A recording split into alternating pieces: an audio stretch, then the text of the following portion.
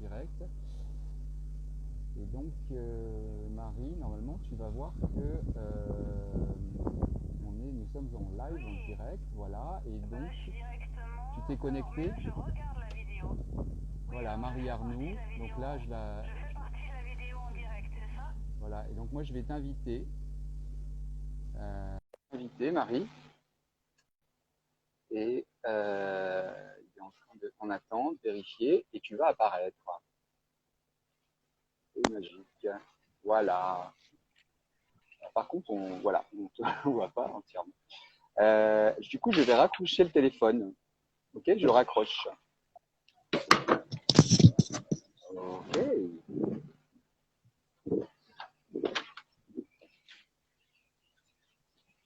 Alors, ça va, je te vois. Coucou. On est... Il y a plein de gens là qui se connectent. Ouais, j'ai dû mettre mon kit parce qu'en fait, ici en Haute-Savoie, on a un vent de dingue. Ouais. Je sais pas chez toi du côté de Grenoble. Oui, oui, oui, j'ai du vent aussi, mais j'ai l'impression que je suis un tout petit peu plus protégée. Tu l'entends, moi, quand je parle, le vent? Non, ça va. Non, Avec ça ton va? kit, ça va. Ouais. Moi, je voulais me Ah, ouais. mettre devant je Ouais. voulais me mettre devant l'hôtel à insectes qu'on a ici dans le jardin. Mais bon, là, tout s'envolait. Donc, et puis ça aurait été difficile pour le son. Donc, du coup, je me suis mis dans le patio où il y a un petit peu moins de vent. Oui, ouais, Bon, ouais. j'ai un couple de lézards juste devant moi qui est en train de se disputer. C'est assez amusant. Ah bon?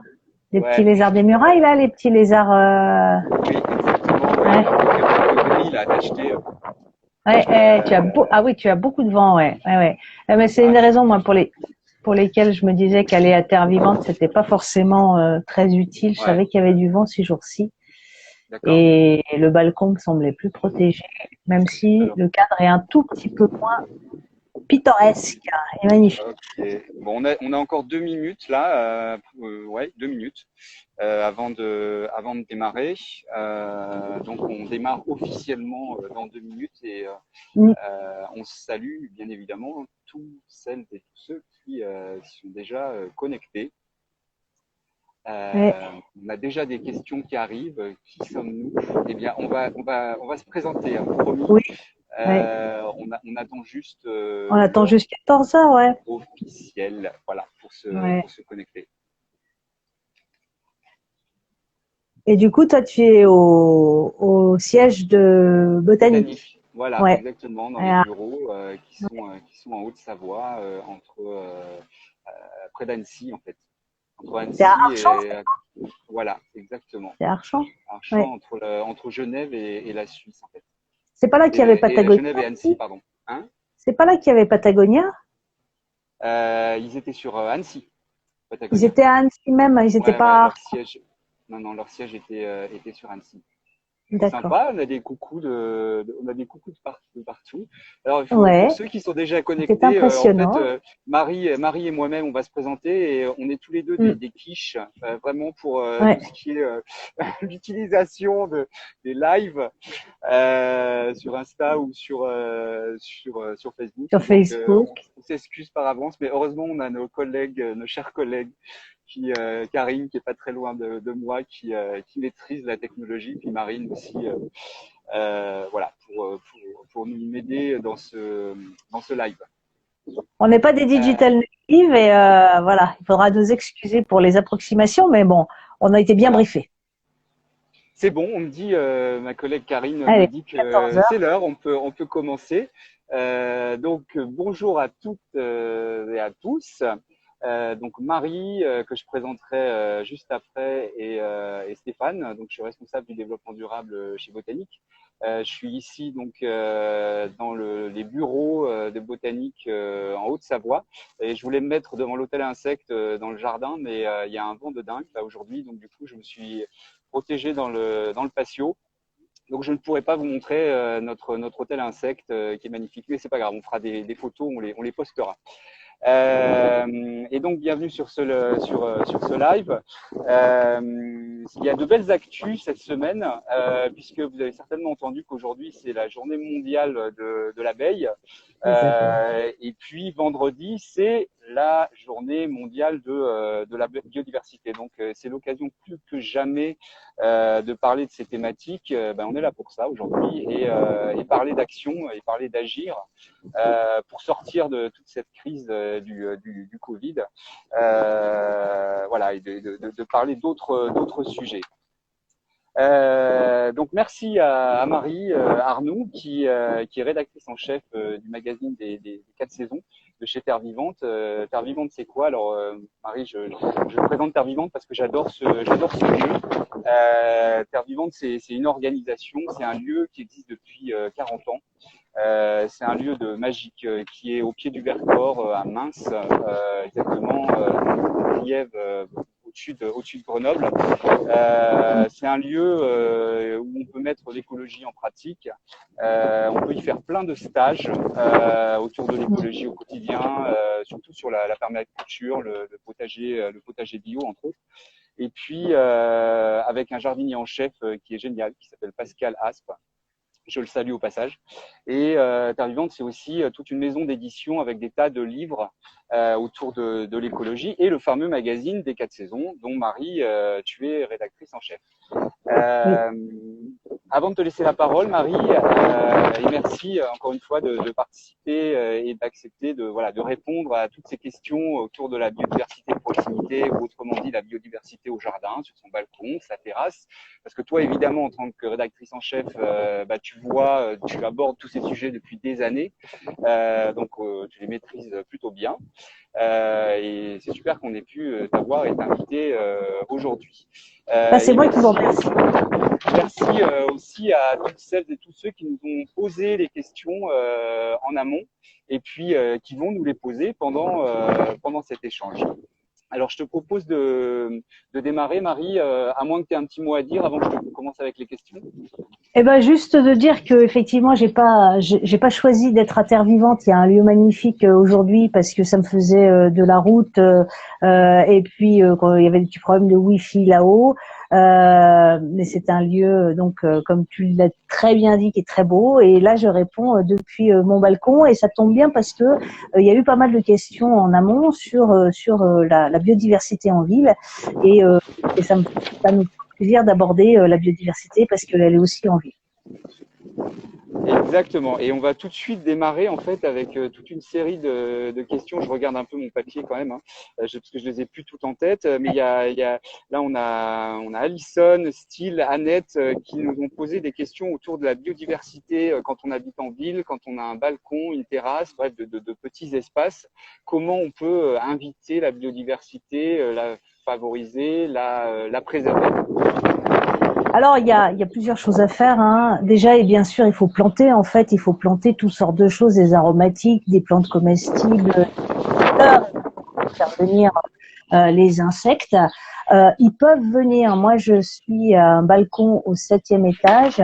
Cette année, c'est pas encore génial. Il y a quelques plantes derrière moi, mais on voit aussi, je sais pas si on la voit bien, j'ai une petite maisonnette à insectes, la Bee Home, que j'ai installée pendant tout le confinement. Ça a été merveilleux. On a eu des osmies qui sont des petites abeilles solitaires qui sont remplies de tubes et qui ont fait leur nid. Et maintenant, l'an prochain, j'aurai encore plus d'osmies. J'en ai 25 qui ont bouché des tubes.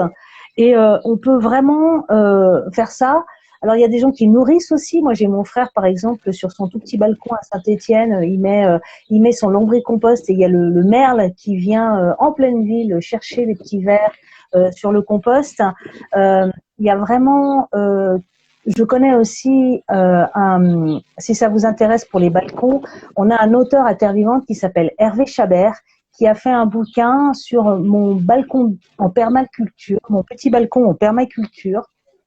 C'est un type formidable, il est à Paris, il a moins de 8 mètres carrés. Il a plus de 100 espèces de végétaux sur son balcon. Il a des bourdons, des cirfes, des abeilles qui viennent, il est au 3e étage. Il a aussi des oiseaux qui viennent. Il travaille son balcon en permaculture, c'est absolument prodigieux. Il a mis une quantité. Il a fait des grandes tables de culture. Bon, c'est pas très grand non plus, 8 mètres carrés. Mais c'est, voilà, il y a toutes sortes de choses qu'on peut faire. On met des abris. Il y a des gens, quand on n'a pas de chat, on peut mettre aussi nourrir les insectes sur son balcon. Bon, moi j'ai un chat, donc j'évite de lui fournir une pâtée gratuite. Voilà, c'est vraiment possible de faire plein de choses. Ça vaut le coup qu'on relaie peut-être des photos. Ça donne envie de voir de ce que fait Ouais. Hervé sur son balcon. Ah oui, oui, oui. En tout cas, il a un site qui s'appelle Mon potager bio sur mon balcon, je crois. Un potager bio sur mon balcon sur Internet. C'est un peu fouillis, mais alors il y a plein d'infos et son bouquin à Terre Vivante, il est vraiment très bien. D'accord, ok, très bien. Et en fait, ce que tu as derrière toi, en fait, c'est un hôtel à insectes. Oui, alors c'est ce qu'on appelle, c'est la petite Bee Home qui est fournie par une petite boîte suisse. C'est une sorte d'hôtel à insectes. Alors eux, c'est plus cher que l'hôtel à insectes de base parce qu'ils fournissent des osmies. Moi, comme je suis aussi, ils fournissent des nids d'osmies. Ça coûte un peu cher, je dois dire, c'est 69 €. Je suis pas sûre que je serais allée jusqu'à l'acheter parce que c'est quand même une somme.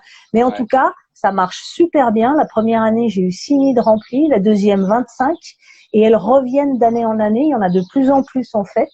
Et ça, pendant le confinement, on a passé des instants merveilleux à les regarder travailler, ramener de la boue, boucher leurs petits trous les uns après les autres. En fait, on peut le faire soi-même. Simplement, il faudra espérer que les osmies vous trouvent et quand vous êtes au 7e, il y a peut-être un tout petit peu moins de chance. Mais je pense que ça joue comme ça. Et petit à petit, elles vont connaître le chemin et elles vont revenir en tout cas. Ouais, parce que nous ici, chez Botanique, dans les bureaux, enfin dans le petit jardin, on a un magnifique hôtel insectes et chaque printemps, ça grouille d'abeilles solitaires entre autres. Et elles sont venues toutes seules s'installer. Ouais, c'est ça. On n'a pas dû voilà, s'approvisionner d'un essaim ou quoi que ce soit. Oula, il y a un je vois qu'il y a... Ouais. Ok, alors ensuite il y a un deuxième périmètre là, de toute une série de questions autour du végétal en fait,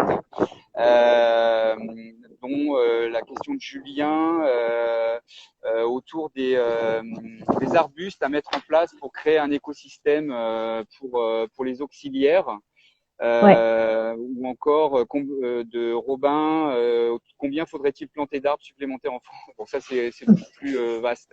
Planter d'arbres en France pour mieux défendre la biodiversité et encore autour du végétal sur le buddleia, autre chose que le buddleia pour avoir des papillons. Voilà. Mais on va commencer par les arbustes. Les arbustes. Alors déjà. Une remarque, c'est que la personne qui a posé la question a déjà compris quelque chose d'essentiel, je trouve, c'est qu'il a compris que c'est mieux de planter des arbustes, voire des arbres. Les arbres, c'est le top, parce que par rapport à un massif de fleurs, il n'y a pas de lézards. Un arbuste fournit 10, 15, 100 fois plus de fleurs qu'un massif de fleurs. Donc, et évidemment, les arbres, alors là, vous avez un tilleul, c'est juste une manne pour les insectes. Alors, dans les arbustes, moi, il y en a deux que je citerai parce que je vais pas non plus vous asséner trop de connaissances. Il y a le laurier thym qui est excellent parce qu'il fleurit très très tôt. Et il faut vraiment penser quand on fait du fleurissement d'essayer d'avoir des floraisons le plus longtemps dans l'année. C'est-à-dire que vous allez commencer par le laurier thym, par exemple, qui vous offre des floraisons à partir de février, ça fleurit tôt, hein. Et puis avoir des astères dans votre jardin ou sur votre balcon parce que ils fleurissent très tard jusqu'en octobre-novembre, voire s'il n'y a pas de gel encore en décembre. Voilà, des fleurissements très longs, ça c'est important. Donc le laurier thym c'est bien pour son fleurissement précoce. Vous avez aussi le chèvrefeuille. Le chèvrefeuille c'est une splendeur, c'est l'odeur du chèvrefeuille et c'est excellent pour les pollinisateurs. Et puis en plus c'est facile quoi. Ça c'est deux arbustes hyper faciles. Vous avez parlé aussi du buddleia. Quoi d'autre que le buddleia pour attirer les papillons? Parce qu'en fait, je pense que cette question, elle tourne autour de. On entend que c'est une plante envahissante. À juste titre, c'est le cas. Hein. Oui, on peut être un peu envahi. Encore que ça dépend des endroits. Ça dépend des endroits. Moi, là où je vais, je fais partie d'un verger partagé dans Grenoble. On a un buddleia, il bouge pas, il a rien envahi du tout. Alors, il y a un autre buddleia qui est pas mal. C'est le buddleia à feuilles alternes. Il a un port pleureur, donc il est très très joli. Il a de multiples fleurs lilas, couleur lilas, et il est très très riche en nectar. Il est vraiment intéressant et il n'est pas envahissant. Donc celui-là, il n'est pas inintéressant. Et puis alors, moi je vais vous dire la plante qui attire le plus de papillons. Et ben c'est, alors pour le coup, c'est pas une jolie plante, mais c'est l'ortie. L'ortie, elle héberge 7 chenilles, les chenilles de 7 papillons différents. Alors je vais pas tout vous dire, mais il y a le pan du jour, le vulcain, la belle dame, la petite tortue, le Robert du diable, l'ortie. C'est une merveille. Ayez un petit coin d'ortie dans votre jardin. Pour les papillons, c'est le top du top. D'accord. Ok. Mm. Celle-là, j'en apprends Ouais. sur le. Ouais. Et d'ailleurs, Hervé Chabert, il a des orties sur son balcon. D'accord. Moi, je compte en mettre un de ces 4. Ok. J'ai une question qui arrive en live sur quelles fleurs pour favoriser les abeilles, du coup, autour du. Alors, toutes sortes de choses. Hein. Alors, vous avez en fait, ce qu'il faut, c'est des fleurs pas des super obtentions horticoles. Vous voyez les roses qu'on a pu faire les dernières années, là, des roses à triple, à cœur triple, double, quadruple, etc. Eh ben, c'est des fleurs qui sont somptueuses, hein, mais on ne voit plus leur cœur avec les petites étamines. Et c'est ça, et donc on ne voit plus le pollen. Or, c'est de ça qu'ont besoin les insectes. Donc, il vous faut des fleurs simples. Si vous voulez mettre un rosier, pour les insectes, mettez plutôt un rosier à fleurs simples, un rosier de type tout bête, hein, un rosier églantine. Ou alors, vous mettez aussi, il y a des fleurs qui ont été très à la mode à un moment, puis c'est complètement passé de mode, mais qui reviennent, c'est les dahlias. Les dahlias, on a fait beaucoup de dahlias à pompons, des gros pompons. Alors maintenant, on trouve que c'est un peu mémère, un peu ringard. Mais en fait, pas du tout. Vous avez plein de dahlias qui sont des dahlias simples. On voit leur petit cœur là jaune avec plein de pollen. Et celui-là, ce dahlia-là, le dahlia simple, il est excellent pour les pollinisateurs. Et puis vous avez toutes sortes de fleurs. Moi que j'aime beaucoup. Vous avez les zinnias, c'est joli. Et puis en plus, vous pouvez faire venir les pollinisateurs avec. Vous avez les cosmos. Il y a la bourrache qui est top. Il y a un autre truc qui est très très bien, c'est la facélie. La facélie, c'est délirant. Vous avez une quantité de pollinisateurs dessus. C'est une petite fleur bleue. Ça fait en fait, c'est un engrais vert, c'est-à-dire que c'est une plante qu'on sème dans le potager après qu'on a cultivé. Quand on a récolté, on sème un engrais vert et ça va enrichir votre terre. Et ça, c'est un engrais vert qui non seulement nourrit la terre, mais qui en plus ravit les pollinisateurs. Puis vous avez aussi un que j'aime beaucoup, tout bêtement, pareil, c'est le romarin. Le romarin, à terre vivante, on a des bouquets de romarin, ça fait une haie de romarin, plutôt qu'avoir ces horribles haies je sais plus moi, de Troène, là, qu'il faut tailler tout le temps. Mettez des haies de romarin, en plus, avec le réchauffement climatique, le romarin, il se plaît quand même de plus en plus partout. Et vous avez des floraisons bleues qui ne s'arrêtent quasiment pas de l'année, parce que s'il gèle pas, il va fleurir même en hiver, pardon. Et ça attire les pollinisateurs par dizaines. Ok, très bien. Voilà, quelques exemples. J'ai une question par rapport au rudbeckia pour les abeilles. Est-ce que ça attire les abeilles? Oh oui, je pense. Ouais, j'ai pas d'observation spécifique sur le rudbeckia, mais ça fait partie de ces fleurs assez simples qui ont un cœur qui est tout à fait accessible, donc je pense. Ça mériterait d'être vérifié un peu. Un petit témoignage, j'ai des alliums dans mon petit jardin et j'ai remarqué que les abeilles adorent aussi. Hein, les alliums. C'est comme la fleur de ciboulette aussi. Oui, et dans le même ordre d'idée, le fenouil. Si vous avez un potager, que vous avez quelques pieds de fenouil, laissez monter vos fenouils à graines. Et alors, vous allez vous retrouver, moi c'est un pigiste, un journaliste qui m'a raconté ça, enfin non pas un journaliste, mais quelqu'un qui va faire un super article pour les 4 saisons à paraître dans le septembre-octobre. Lui, il savait pas cette histoire du fenouil, il a laissé monter à graines et il s'est retrouvé avec une chenille, il s'est dit c'est pas possible, une magnifique chenille verte et orange, c'était une chenille de macaon. Une chenille de macaon, le papillon macaon, qui est un papillon absolument splendide. Et il s'est retrouvé avec une chenille de macaon sur son fenouil. Donc des fois, n'hésitez pas, laissez monter certaines plantes à graines, parce que en montant à graines, elles vont faire évidemment leurs fleurs. Et là, vous allez avoir de belles surprises. D'accord. Est-ce que tu sais si les chardons attirent les papillons? Alors, je sais que ça attire les pollinisateurs en général. les bourdons, j'en ai déjà vu, enfin, les abeilles, etc. sur des chardons, mais les papillons, pas particulièrement. Ouais, oui, oui, oui. Moi, j'ai souvenir dans la même famille que les chardons, il y a les artichauts.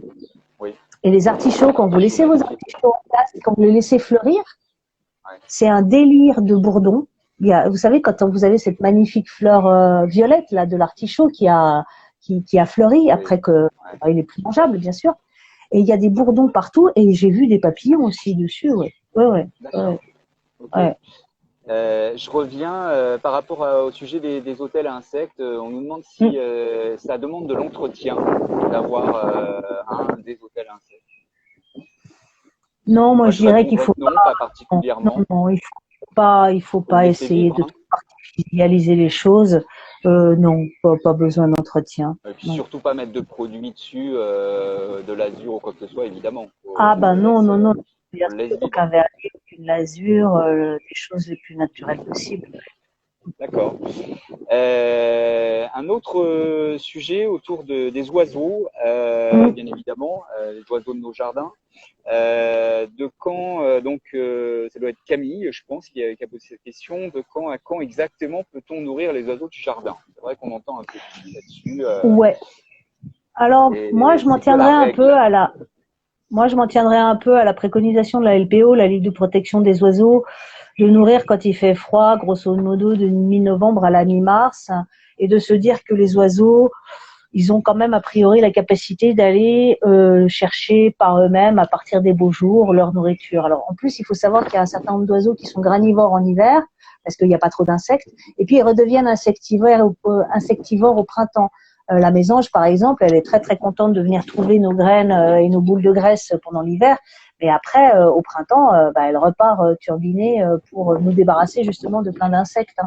Donc voilà, après en Angleterre, je sais qu'il y a des naturalistes qui disent maintenant comme on a de moins en moins d'insectes, il faut nourrir un peu plus longtemps. Moi, je me dis qu'on peut encore en rester la LPO, je fais confiance à cette organisation qui sait de quoi elle parle. Donc mi-novembre à fin mars, je pense que c'est bien. Okay.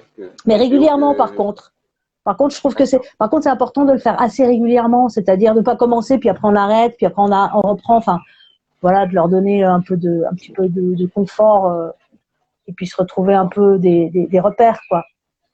LPO que Botanique soutient depuis 2012, en fait, leur programme refuge pour toute la communication et les actions autour du programme refuge.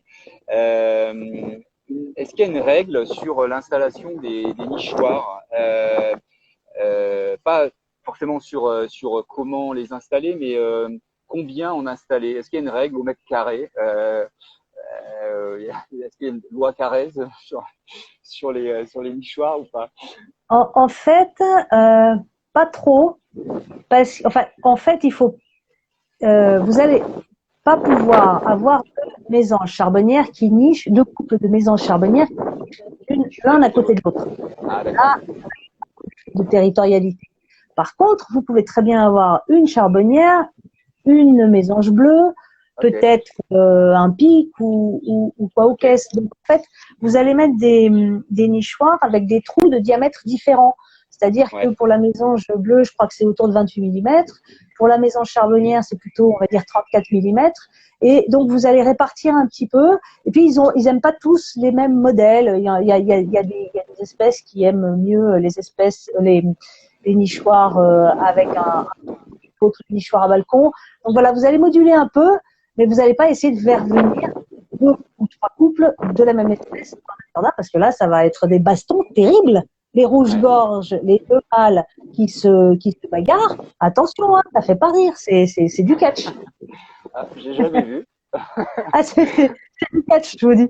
Non, le rouge-gorge est un grand bagarreur. D'accord. Ok. J'en profite pour dire aux personnes qui nous suivent qu'elles n'hésitent pas à poser leurs questions directement en live. On y répond, on fait un mélange, un mix entre les questions qui nous ont été posées par avance et les questions qui nous sont posées en direct. Et d'ailleurs, une question qui nous est posée en direct, donc là on revient au sol après les oiseaux, c'est comment faire venir les hérissons? On peut pas. On peut pas. Il faut qu'ils choisissent de venir. Alors, C'est eux qui décident de venir chez nous. de toute façon, avec les animaux, hein, c'est eux qui choisissent. Mais c'est très bien comme ça. Alors, les hérissons, vous pouvez faire. D'ailleurs, on prépare un article dans le septembre-octobre des 4 saisons. J'en profite pour parler de mon magazine préféré. Mais il y a un modèle de nichoir qui est bien. C'est pas un nichoir, c'est un abri à hérissons. C'est un tas de bois. Et vous allez, mais c'est un peu technique, je vais pas pouvoir le faire comme ça. Vous allez planter une petite niche dans un tas de bois. Vous allez faire un faux tas de bois pour votre hérisson.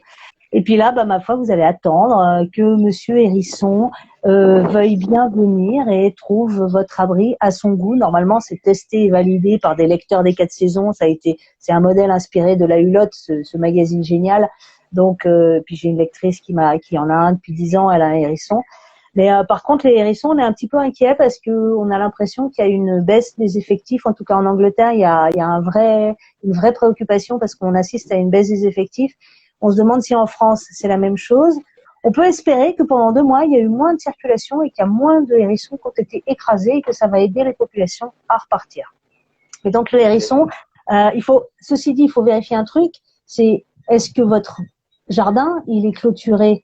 S'il est trop clôturé, il passera pas. Il faut vraiment que tous les gens, ils arrêtent de clôturer leur jardin hermétiquement parce que sinon, les hérissons, ils peuvent pas se déplacer. Or, un hérisson, ça fait entre 2 et 10 kilomètres par nuit. C'est impressionnant. Donc, il faut les laisser se déplacer. Voilà. Et puis après, espérer qu'ils viennent chez vous. Et en tout cas, ne jamais leur donner de pain et de lait. Hein. C'est très mauvais pour les hérissons. Il faut leur donner quelque chose parce qu'ils n'ont pas forcément besoin que vous les nourrissiez. C'est des croquettes pour ça. D'accord. J'en avais entendu parler. Ouais. J'en profite pour dire aux personnes qui nous demandent si ce live est enregistré. Oui, bien sûr, et on le postera après parce qu'il y a certaines personnes qui n'ont pas pu tout noter dans tes préconisations, Marie. Ouais. Donc oui, ça sera posté juste après. On avait une question aussi qui est arrivée si on peut installer un nichoir sur un balcon. Alors là, je te laisse enchaîner, Marie, mais moi déjà, je peux répondre que oui, bien sûr. Ouais. Par contre, ce que la LPO préconise, c'est l'orientation. Il ne faut pas qu'il soit en plein soleil parce que c'est dangereux et pour les petits, s'il y a une couvée et puis a priori l'oiseau ne viendra pas nicher dans un nichoir en plein soleil. C'est bien ça? Ouais. Ouais, bah je te rejoins tout à fait. Moi, c'est vrai que je l'ai pas expérimenté à cause de mon chat. Ouais. C'est trop dangereux pour la bestiole. Mais effectivement, on peut mettre un nichoir. À mon souvenir, Hervé Chabert, il en a pas mis sur son balcon. Ouais. Mais de toute façon, les animaux, les oiseaux, ils acceptent de nicher sur des nichoirs qui sont très proches de l'homme, puisque il y a un jardinier avec qui je fais des vidéos qu'on publie sur YouTube, sur la chaîne YouTube de Terre Vivante. Il a tout un tas de nichoirs en terre cuite sur la façade de sa maison et ils sont très grandement occupés. Donc la proximité avec l'humain le dérangera pas trop. Après, c'est toujours aléatoire avec les nichoirs. Est-ce qu'il trouve pas. Voilà. Moi, j'en ai mis un dans le jardin de ma copropriété. Pour l'instant, il n'est pas occupé. D'accord. Bah, ici, je peux témoigner dans le petit jardin qu'on a donc en Haute-Savoie au bureau de botanique. On est refuge LPO, bien sûr, et puis on doit avoir une quinzaine de nichoirs répartis dans tout le petit jardin. Et ils nichent, mais vraiment juste au-dessus de notre tête. Il y a les tables de pique-nique le midi, on déjeune sur les tables de pique-nique et on voit les allées et venues. Bon là, cette année, c'était un peu compliqué avec la crise, parce que du coup, on n'a pas pu aller au bureau, mais on était chez soi en télétravail. Mais voilà, chaque année, on les voit défiler. C'est incroyable. Ils passent quasi au-dessus de nos têtes pour rejoindre leur nichoir et donner à manger aux petits. Ouais. Un sujet sur lequel je sais que tu y tiens, c'est la mare. Un point d'eau. Quand on dit mare, on a l'impression que voilà, ça fait des mètres carrés. Pas du tout. C'est mare ou point d'eau. Et ça, tu y tiens en lien avec la thématique biodiversité. Ah bah c'est un des moyens les plus extraordinaires pour faire venir de la biodiversité dans son jardin. Oui, c'est clair, hein, parce que dès qu'on crée une mare, il y a tout un cortège d'insectes aquatiques qui arrivent, les neppes, les ditiques, etc. Et puis derrière, il y a des grenouilles. Et puis derrière, il y a des libellules, des gros insectes. Il y a les tritons, éventuellement les salamandres. Il faut quand même savoir que, on va dire, 80-90% des zones humides ont été asséchées en France pendant tout le 19e et 20e siècle. Donc, il y a un besoin de zones humides. Nous, à Terre Vivante, au Centre Terre Vivante, on a créé plus de 20 mares maintenant parce qu'on a des stages créer sa mare. Donc, chaque année, on crée une mare avec nos stagiaires. Donc, on croule sous les mares littéralement. Et on a du coup une population de crapauds qui sont un peu particuliers, les crapauds sonneurs à ventre jaune. Et on a probablement la plus belle zone de concentration de sonneurs à ventre jaune de toute l'Isère. Et on est un vrai refuge pour cette espèce. Et c'est pas très compliqué une mare, c'est un peu de boulot. Franchement, après, c'est des heures et des heures d'observation. Et puis les grenouilles arrivent.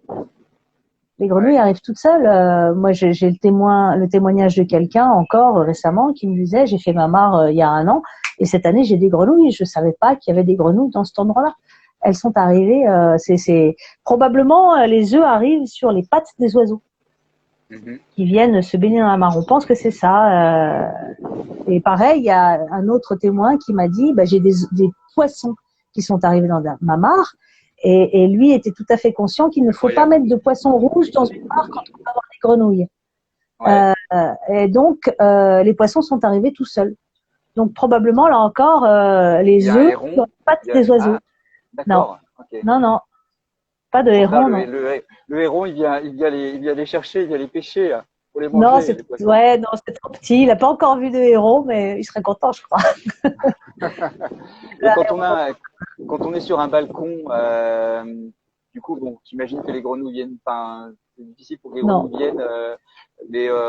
On peut mettre quand même des plantes aquatiques lorsqu'on a un point d'eau sur son balcon, ce qui permet d'attirer les pollinisateurs. Ça, je ne m'y aventurerai plus maintenant qu'on commence à avoir un peu trop de moustiques tigres. Ouais, d'accord. Et les points d'eau comme ça, stagnantes, je les préconiserai pas. À la différence. Pardon, je te coupe. On a une question justement par rapport au risque de moustiques. Et la différence, une mare, ça s'autorégule. Il y a un moment, vous allez avoir tout un écosystème qui se crée. Et si vous avez des moustiques, vous allez avoir des grenouilles, etc. Vous allez avoir un certain nombre d'insectes plus gros ou de prédateurs de moustiques. C'est un petit écosystème qui se met en place. Il faut lui laisser un petit peu de temps. Ça va pas tout être magique tout de suite. C'est pas la même chose que des soucoupes remplies d'eau ou un point d'eau croupissante sur un balcon. Ça, je le préconiserais pas, même si j'aimerais bien avoir des plantes aquatiques. Mais ça, je le réserve à des jardins où l'écosystème peut se mettre en place. D'accord. Une question autour des plantes aromatiques. Alors oui, c'est vrai, la menthe un peu envahissante. Et là, donc la question est qu'est-ce que je peux planter avec ma menthe? Avec ma menthe, oui, parce que la menthe, c'est clair qu'on va pas la planter avec, par exemple, le thym. Ça n'a pas du tout les mêmes besoins. Le thym, il a besoin de sec, il a besoin de rocaille. La menthe, c'est plutôt une plante qui a besoin d'un peu d'humidité, de fraîcheur et qui a besoin de, comme il le dit, de la place. Elle a tendance à s'installer, quoi. Elle prend ses aises, la menthe. Donc, soit vous la cantonnez à son petit endroit et elle va être en bordure de potager ou alors dans un pot, son pot à elle. Soit vous pouvez aussi la mettre un peu avec la mélisse. Elle va bien avec la mélisse, la menthe, et elle va bien avec l'ortie aussi.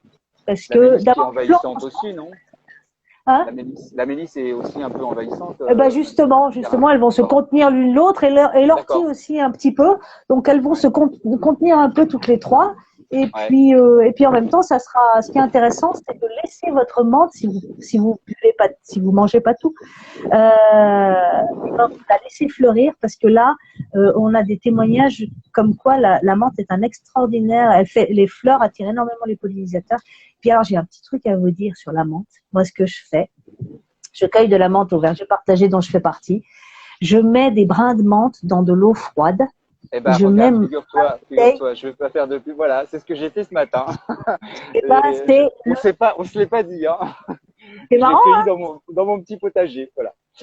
Et j'adore ça. Il n'y a pas besoin les herbes aromatiques, il n'y a pas besoin d'eau chaude pour faire de la tisane. On peut faire des tisanes froides, et c'est trop bon. On peut faire ça avec la mélisse. Enfin, mais c'est top. C'est marrant. Ouais, incroyable. On parle du potager. Une question sur les limaces. Quelle solution pour s'en débarrasser Ah, les au limaces. potager? Les limaces au C'est potager. un vaste Un débat. vaste J'imagine débat. que vous écrivez souvent sur le sujet dans le magazine.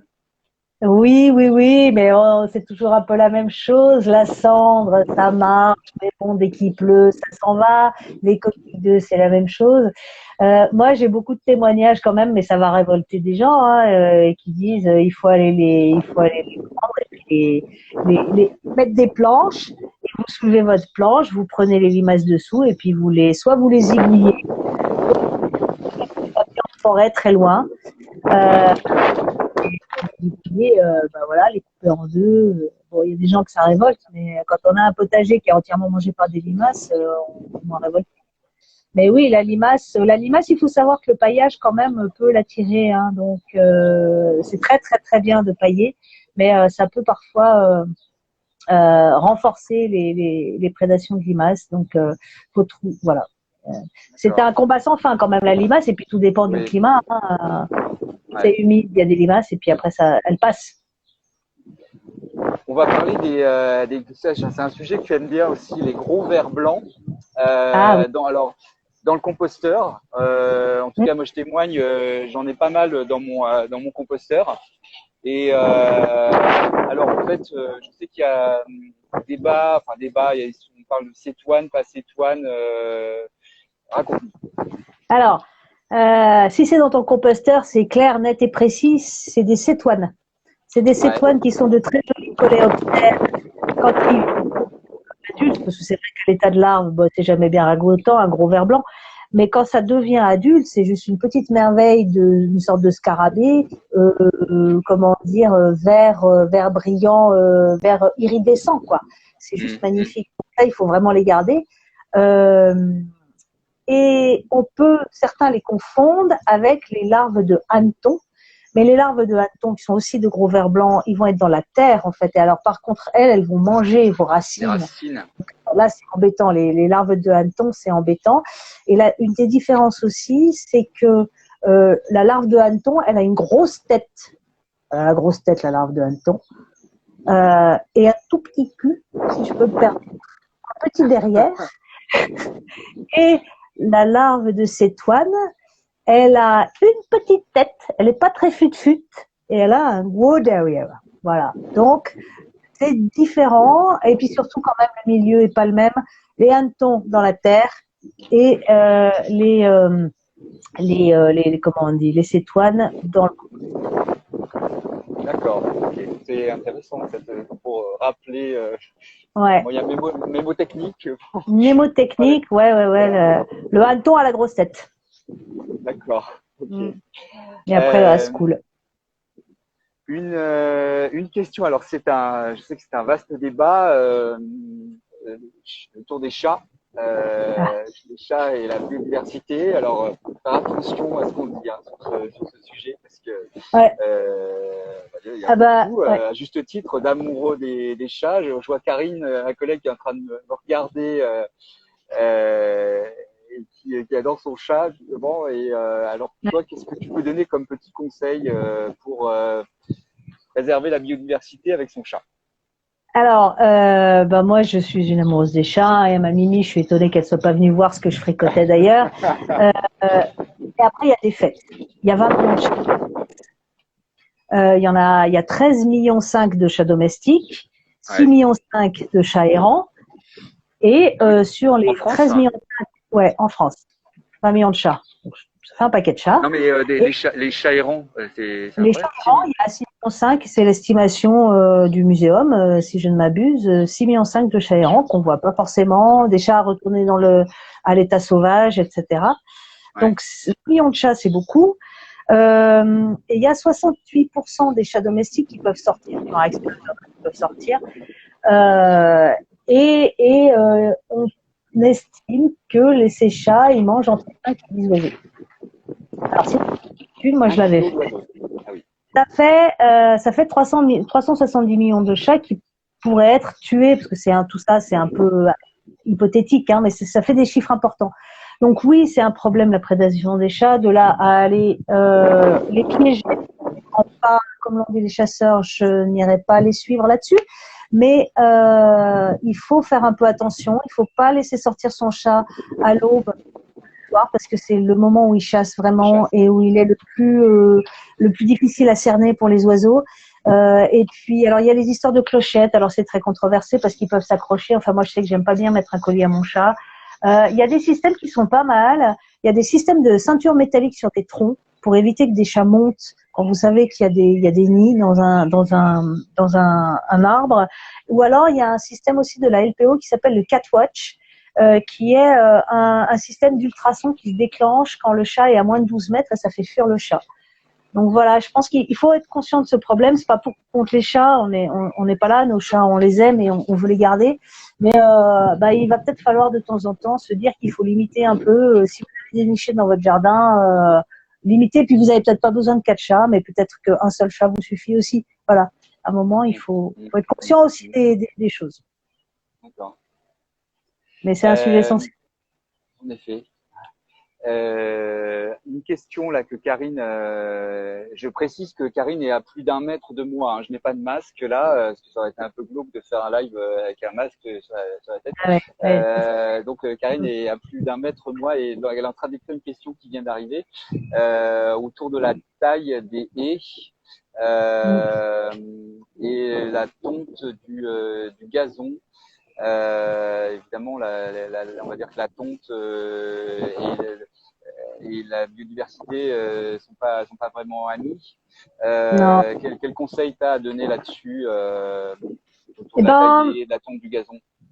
Alors, on va commencer par le plus simple, la taille des haies. Enfin, le plus simple, non, mais bon. Faut savoir que les oiseaux nichent de mars à fin juillet. Dans l'idéal, si on peut ne pas tailler entre mars et fin juillet, on est sûr de ne pas risquer de mettre en danger des nichés d'oiseaux. À fin juillet, en général, ils sont tous partis, donc ça redevient à peu près sans danger pour la vie faune. Sachant que c'est bien aussi de tailler en plein hiver, novembre-décembre. Après, il faudrait aussi changer le modèle de pensée qu'il y a eu cette année, c'est-à-dire qu'on avait des haies taillées au carré, avec des haies de thuya, des haies de laurier cerise, etc. Il faudrait aussi maintenant penser à planter d'autres choses, des haies qui sont des haies un peu plus libres, avec des arbustes qui amènent des fleurs, qui amènent des fruits, et qui sont libres et qu'on n'a pas besoin de tailler tout le temps. Et ça, je pense que les mentalités changent et qu'on y viendra. Sur les tontes, c'est un peu pareil. Sur les tontes, je crois que l'air du gazon, comme dans Astérix, là, l'anglais qui dit avec encore 1000 ans de soins, mon gazon sera presque acceptable. Je crois que cette part-là, elle est un peu révolue, quoi. Il faut commencer à se dire qu'on peut avoir un gazon qui est presque jusqu'à 7-8 cm. Ça peut, on n'a qu'à, si on a encore envie de tondre, on peut ne tondre que une fois tous les 15 jours, une fois toutes les 3 semaines. On peut aussi ne tondre que des allées. On peut tondre une partie de son jardin. On va garder une petite partie parce qu'on veut que les enfants puissent jouer, faire un petit foot et tout. Et puis il y a des endroits qu'on va laisser en plus sauvages. C'est ce qu'on appelle, c'est ce que font maintenant les espaces verts dans les villes. C'est ce qu'on appelle la gestion différenciée. C'est-à-dire que on a des zones qui sont hyper au carré. Et puis il y a de plus en plus de zones qui sont laissées un peu plus sauvages, un peu plus en friche. Et je sais que les gens, ils aiment pas forcément l'évolution, particulièrement les personnes âgées, l'évolution des espaces verts en ville, parce que c'est vrai qu'on voit réapparaître des mauvaises herbes, mais on n'a plus de Roundup. On met plus du Roundup partout, c'est plus envisageable de mettre du Roundup partout en ville. Donc voilà, il y a des erigerons qui sortent un petit peu des interstices. Et c'est ça la biodiversité aussi. C'est peut-être moins propre, mais la notion de propreté, elle est extrêmement subjective et petit à petit, dans 10 ans, dans 20 ans, les critiques que les espaces verts ont eues pendant longtemps, elles sont en train de passer aussi parce que c'est des questions d'habitude. Ouais. Donc, voilà. Il faut accepter que les choses bougent un peu. Oui, voilà. C'est tant mieux d'ailleurs, et on doit beaucoup au sénateur Joël Labbé sur Ouais, ce sujet de ouais, l'arrêt des ah pesticides ouais, dans le jardinage amateur, ah oui, chez, oui. et puis il a arrêté la vente de ces produits. Et je sais que, parce qu'on le connaît un peu chez Botanique, Joël, il est en train de faire un lobbying, mais de manière très positive, pour aussi parce qu'on peut encore utiliser des pesticides sur le terrain de sport, par exemple, et Oui. cimetières. Enfin, il y a des lieux comme ça où on peut encore utiliser Les copropriétés, les des professionnels qui copropriétés. Tout à s'occupent fait. des espaces verts des copropriétés ont encore besoin, et pour moi, c'est vraiment le prochain combat. Voilà.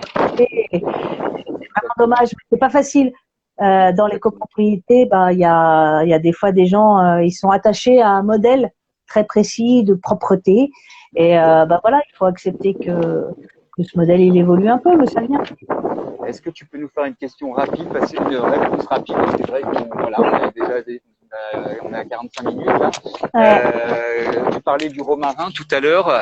Est-ce que tu sais quand faut-il tailler une haie de romarin et à quelle fréquence?